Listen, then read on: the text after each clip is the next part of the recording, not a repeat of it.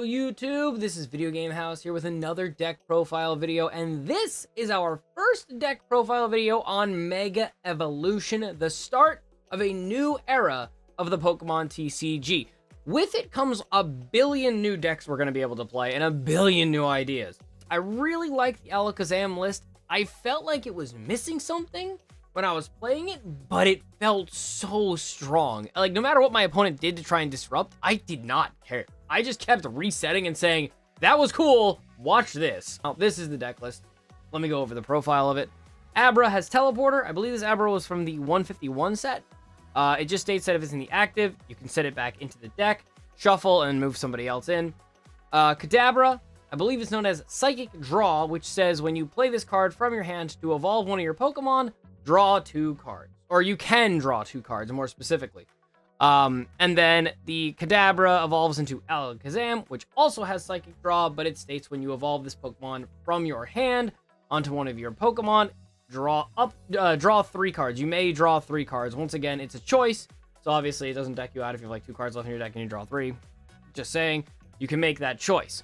The Alakazam is the big striker of the deck who has 140 HP, 1 energy. It says place 2 damage counters on your opponent's active Pokemon equal to the number of cards you have in your hand. Obviously, the synergy there is that Kadabra and Alakazam both let you draw a bunch of cards, and then you go big damage, and it's damage counters, so it can't be resisted, it can't be blocked, it can't be stopped in any way, like, I guess, Cornerstone Mask Ogerpon. So, very, very strong card. We also have Dunsparce and Dunsparce with Runaway Draw, which states that when you use the ability, send it back into the deck, draw 3 cards. Very good for, obviously, comboing that with Alakazam, drawing 6. Very good card. We got the new Damp Psyduck, which just states that if your opponent uses a card that knocks itself out, it loses that ability in its entirety, so you cannot knock yourself out, even to give your opponent a prize card to use Counter Catcher or anything like that. Psyduck just being on the board stops that, just stops Dusknoir basically in its entirety. Fez for drawing cards, Fan Rotom for the turn 1 startup. You start it up, you set up Dunsparce. Congratulations, your turn 2 is drawing 9 cards. And then we run a 1/1 Togepi Togekiss, because Wonder Kiss can give us that value for getting those extra prizes, since we're running Rare Candy anyway. Rare Candy, by the way, does still trigger the Alakazam effect. If you have an Abra, you Rare Candy into Alakazam, you're able to choose to draw up to 3, choose to draw 3 cards. So you can just do that if you need the extra boost. Triple Bosses, Triple Hilda, 2 Bills Transfer, another card which is just unseen. So I will explain. I believe it states that you can look at the top 8 cards of your deck and add any number of Pokemon you see there into your hand. So if you've used all of your Dunsparces and Dunsparces, you know you have 6 cards back in the deck, let's say. Bills Transfer while you look at the top 8 and potentially add up to 8 Pokemon into your hand, which can obviously boost your Alakazam's damage by quite a bit. If not, at least thin your deck out so you don't run into those cards later. Morty's Conviction, if your opponent decides to fill the bench, you can discard 1 card from your hand and draw equal number to their bench. So if they have 5 on the bench, you discard 1. So you -2 to go +5, so your overall is +3 for 6 more damage counters from Alakazam. Artisan, Buddy Buddy, Night Stretcher, Nest Ball, Great Ball, Dusk Ball, Sacred Ash. All those are kind of self-explanatory. And we have the, I believe it's called the Sacred Timepiece. I could be wrong about that. I'm pretty sure I am wrong about that. But this basically states you can pick up a Psychic Evolution Pokemon all the way up to its basic form. So if you have an Alakazam on the board and you use this card, you can pick up the Alakazam and the Kadabra, leaving the Abra behind. And it states you cannot evolve that Pokemon this turn, but you are now able to evolve another Pokemon. So now you can, evolve your Kadabra into an Alakazam, draw 3 cards. You can evolve the other Abra you have on the bench into a Kadabra, draw 2 cards, and now you have a new Alakazam. The Abra in the active can activate its ability, Teleporter, send itself back into the deck, bring up the new Alakazam, and you've just drawn 5 cards by using 1 item card. It's a fun one-of. It didn't really get to see much play at all, I don't think. But it's good to have there for that instance where it allows you to kind of sneak extra damage in. We also do run the Enriching Energy as our ace spec, which just play it, draw 4. Really good with Dunsparce, where you can play it on Dunsparce. Dunsparce uses its effect, so you get to draw 4 with Enriching, and then you use the Dunsparce, draw 3 more. You've drawn 7 cards, and they're both back in the deck for Hilda to go grab later. And our final count is the energies, which is just 5 Psychic Energies. Alrighty, so Just a quick reminder, these videos are taken off of use of the ladder games themselves, only in ranked, if anything. If not, we're challenging chat on our streams. We stream every Thursday, Saturday, and Sunday. Saturday and Sunday, we do stream in a tournament, online events. So we're going to be streaming Mega Evolution's first tournament this weekend. And then we also have Thursday, which is going to be basically our playtesting day. And obviously, that'll bring in chat. You guys can hang out with us, build decks, talk about the new format. It's going to be a lot of fun, so make sure you guys make your way down to the Twitch channel, which you guys can find in link below. Let's get to the game, though, and show off just what Alakazam can do. Reminder, like I said, this is taken directly from my stream, so you're going to see me, past me, in the background over there. Let's start with the game. Get this guy out of here so that way that can go away. So, simply put, we start Fan Rotom. We see a Froakie and a Pidgeotto, so this must have been the Frankfurt Pidgeot, EX, and Greninja list that was using that turbo energy to basically get the 120 very, very quickly. And we actually have a direct counter because we run the damp ability Psyduck, which counters the Duskulls in its entirety. So just putting that Psyduck on the board basically stops a good portion of his combo. The unfortunate side of it, though, is obviously that Froakie can still do the 122 active and 122 bench if it gets to Greninja with the discard play. Unfortunately, our opponent kind of seemed to run out of gas very, very quickly in this case, where we were able to do all these things. We run Rare Candy. I did make a mistake here because I realized that we could have went with the Rare Candy if we ended up drawing into it, but taking all this draw power is never a bad thing, so there's that Rare Candy. We could have had an Alakazam on this turn and retreated the Fan Rotom. We were using our dunsparces to try and find one of our Artisans so we can actually attack with the Fan Rotom, which also just did not want to pan out. We drew so many cards that turn with Morty's, Dunsparce. Like, going through all of those cards and not hitting what you're looking for is kind of crazy, especially when you run two of something, so little upsetting, but it's okay. Our opponent ran out of steam very quickly, so we just go with our draw power. We get out our Alakazam. We bring up his problem Pokemon. That Pidgeotto, obviously, if he finds a Pidgeot, can reset his hand. We don't like that, so we're just going to get rid of that, and now he has to find a manual Rare Candy into Greninja EX. Not super easy, unless he finds a rare, unless he just top decks it like he did, but still not super easy. He is a fighting type, funny enough, and we are a psychic type, so it does minus the 170 to 140. But we already have everything just, like, prepared more than anything else to just kind of get to where we want to go. Oh, that's right. So the deck list did run Dunsparce at the beginning, but we quickly changed that out because it never did anything. And we would rather draw more cards almost 100% of the time. Again, I did say when I was going over the deck list, this places 2 damage counters times the amount of Pokemon, or times the amount of cards you have in your hand. So, Alakazam doesn't do double damage like a normal Psychic type would against Greninja on weakness, but it was so easy to get 380 damage on that Pokemon with very little issue. This was like an early game format of it. I didn't have what I needed to set up. Like I shouldn't have put down the Alakazam just yet. I should have kept the Dunsparce, because if your opponent does iono you, it's best to play ahead. Like, we want to use these Dunsparces, but we don't want to draw with the Dunsparce, because now if our opponent uses iono, we can dump both Dunsparces, draw 6 cards, and be set up. Same thing with Alakazam. We shouldn't have played it, only because if we had an Alakazam in our hand, or the Dunsparce is set, we can always go, hey, Dunsparce, get Alakazam. Alakazam gets played, draw 3 more, so we would have drawn 9 cards in total. So it's very easy to boost ourselves back up to a very favorable place. We also run Fez, so obviously we can get that down on the board too. I believe that was a 6-0. It was just completely one-sided, even if they got the Greninja out, sorry. Almost 6-0. This was another matchup we played with, I believe this was a Mega Gardevoir that just opened very poorly, but so did we, so it was kind of fair. Problem with this deck is I think there are 2 or 3 really bad one-ofs. Like Fan Rotom, one of, but if you open it, it's awful. Psyduck, again, one of, but if you open it, it is awful. Oh, it's called the Strange Timepieces, right here. Luckily, my opponent didn't get any energies or abilities or researches or anything, so we are just kind of throwing things at the board at this point to see what sticks. We wanted to get enriching to draw more cards, but I think we argued with ourselves, like, psychic energy for the Psyduck to get the Psyduck out of the active, but, like, we didn't have any supporters to follow up, so we wanted to try and build our board state a bit more, trying to find Buddy Buddy Poffins, trying to find more Abras, but we just weren't, like, getting them quickly until we just drew everything with the enriching and doubled the dunsparce. Might have been 3 there, I didn't actually pay attention that well.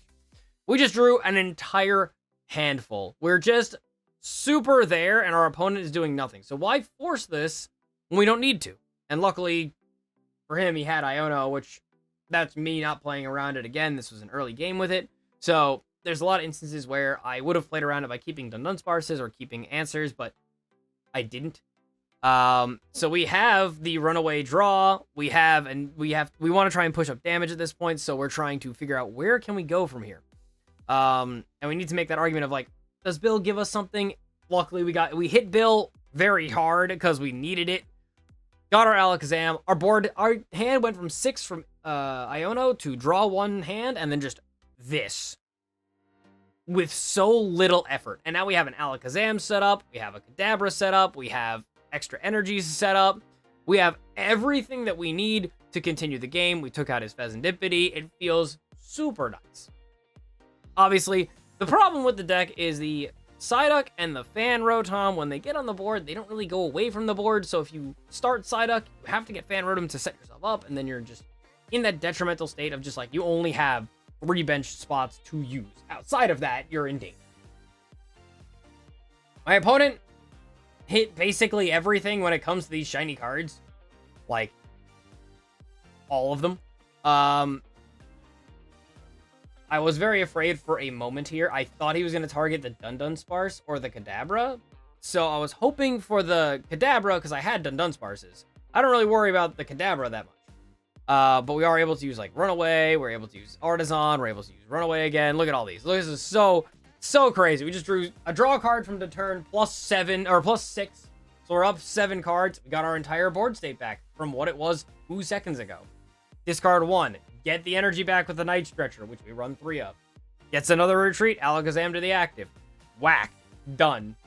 It was barely a 2-step process, and we got all of those cards back. If you already have the damage you need to take something out, there's almost no reason behind doing anything like that. Look at that. He got the full art Mystery Garden and the SIR Garden. That was pretty cool to see. I haven't gotten it. Now, I believe my opponent disconnected because that's just a live thing that happens. It's just live being live. So I think it was just doing things on its own, because I believe what my opponent would have done there would have been to double Monkey Dory into the 6 damage, take out the dunsparces, or put in the Alakazam, knock out the Alakazam. I had answers to that because, of course, we had the double dunsparces to draw 6. We still have Rare Candy in the deck. We'd still be able to find enough damage to take out the Mew if you wanted to attack the Mew.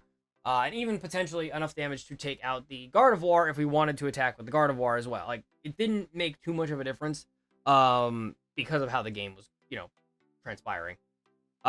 We were able to take out the Mew. Well, the Mew we didn't need to, but we still had access to a supporter that turn. We could have played Bills, we could have played Mortys, we could have played Bosses, just to kind of continue more, valued plays, and obviously think about what would have happened if my opponent didn't disconnect.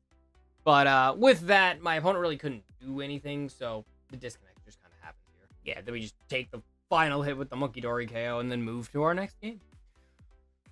All right. This was another Bulbasaur Venusaur kind of matchup with the list, and I only wanted to... This game was a little rough because it didn't... Not in the rough in the sense like it was a difficult match. It was more so rough in the fact that my opponent really couldn't do anything, but I wanted to be able to show off the fact that Alakazam very easily can still outclass Mega Evolution Pokemon in another way. My opponent opening the Ogerpon and the Chikorita allows them to basically start going off. They have everything they need. Now they just need the Forest of Vitality and just kind of to ramp cards very quickly. But we don't really worry about that because obviously one quick Buddy Buddy Poffin gets us a full bench. Who needs Precious Trolley? We're just looking for more cards at this point and just options to draw more. We weren't worried about Abra getting knocked out. We were just worried about, being able to use Rare Candy, being able to get Alakazam on the board to get to attack. if our opponent targets the dunsparce. Yes, I lose the enriching energy, but I don't need the enriching energy. It's just kind of more of a buff more than anything else. So yes, he does get the knockout, but by leaving the Teal Mask Ogerpon in the active, it's much weaker, it's much easier to take out. So now we're going to try and go for that Alakazam into the rare candy that I'm looking for here, but clearly I'm not getting. But we got Pheasantipity to draw extra, we got extra Dunsparces to draw extra, we got the free retreat, we got the options for Great Ball, Night Stretcher, all of the cards we need. We find the rare candy, get the Alakazam, get the Psychic draw 3 more. Our hand is massive. Since we've had all these Dunsparces in the active, they all have the same ability to retreat for free and or evolve into Dunsparce and draw more by getting back into the deck.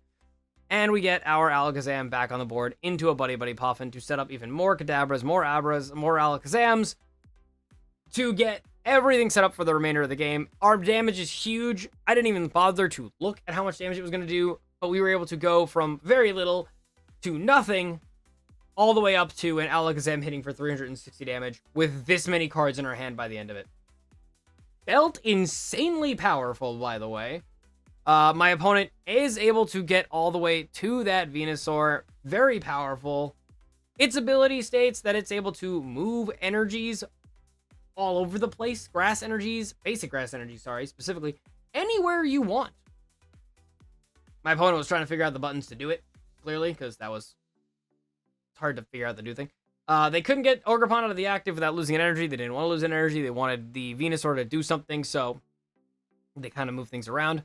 We don't even bother. We did the counting. We did all the math. We figured out how many cards we had in the hand that we needed, and we were able to get there, so we just kind of make sure we set ourselves up and just go crashing. Artisan gets us our Pokemon back without having to use any cards from our hand, and we just hit.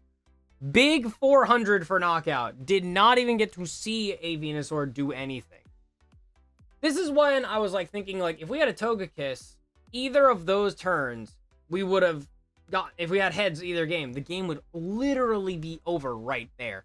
So I'm like trying to figure out how to piece in Togepi, Togetic, and Togekiss, and or just more rare candies to kind of like get that value. My opponent does hit me with that nice shuffle, which was awful, but I'm just able to kind of like work around it very, very easily because it's just, look at my deck. How many cards can I draw? Did you knock something out? Cool. Can I get everything set up? Also cool. We didn't quite get there, but also, like, they have 5 prizes. We have 1.